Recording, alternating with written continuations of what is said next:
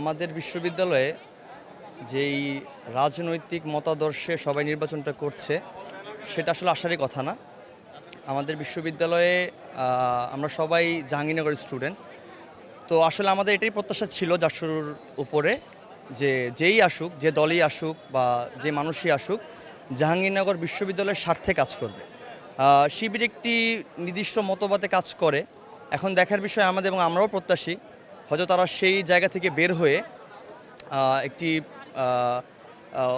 সমন্বিতভাবে এবং সবাইকে একত্রিত করেই তারা হয়তো কাজ করবে, সেটা আমি প্রত্যাশা করি। না, আসলে অভিযোগ তো থাকবেই। অভিযোগের জায়গা সব দলেরই আছে, সব মতদর্শের লোকেরই আছে। তো সেটা উত্তরণের কাজই হচ্ছে এই প্যানেলের বা আজকের যে জয়ী হবে বা জয়ী হচ্ছে তাদেরই আসলে সেই জায়গাটার কাজ করার জায়গা।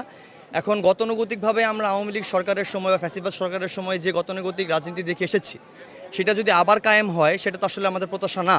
যে কারণে ৩৩ বছর পরে আমরা জাকসু নির্বাচন আবার হলো এবং সুষ্ঠুভাবেই হলো।